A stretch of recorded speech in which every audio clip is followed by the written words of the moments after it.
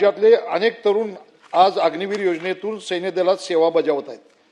पहिली बॅच आता जी पहिल्यांदा गेली ती 4 वर्ष सेवा पूर्ण झाल्यानंतर जवळजवळ 25% लोकांना परत त्याच्यामध्ये घेण्यात येण्यासंदर्भात काही निर्णय झालेत, परंतु 75% जवान परत नागरी जीवनामध्ये परत नाहीत।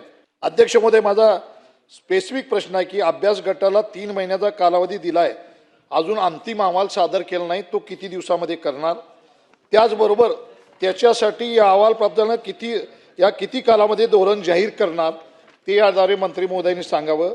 अध्यक्ष महोदय, राज्य ही जी सेवा बजावतात त्याच्यामध्ये पहिली बॅच 2839 जवान आहेत आणि याच्यामध्ये केंद्र सरकारने जारी केलेल्या आरक्षणाचा तपशील जो आहे तो केंद्रीय सशस्त्र पोलीस दल आहे, BEL माझगाव डॉक भारतीय रेल्वे भरती आहे, भारतीय तटरक्षक 10% आहे, नागरी संरक्षण 10% आहे, BSF आणि वेगवेगळ्या सीमा सुरक्षा दलामध्ये हे सगळे अग्निवीर काम करतात।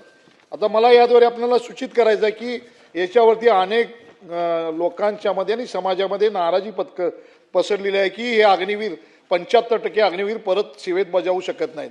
जे आपल्या देशासाठी सेवा बजावतात अशा लोकांना आज 10 ते 12 लाखाचा एकर निधी मिळतो की जो त्या 4 वर्ष संपल्यानंतर त्यांना परत मिळणार आहे। याच्यावरती त्यांचं जीवन या ठिकाणी सुरक्षित राहणार नाही किंवा त्यांचा चरितार्थ चालणार नाही आणि अशा पद्धतीनं हा जी अग्निवीर आहेत यांना आपण जे धोरण या ठिकाणी समिती नेमली, ही समिती या ठिकाणी याचा अहवाल जो देणार आहे आणि यांना त्या अहवालामधून कोणता तपशील याद्वारे जाहीर करणार आहे, किती दिवसात हा अहवाल देणार आहे।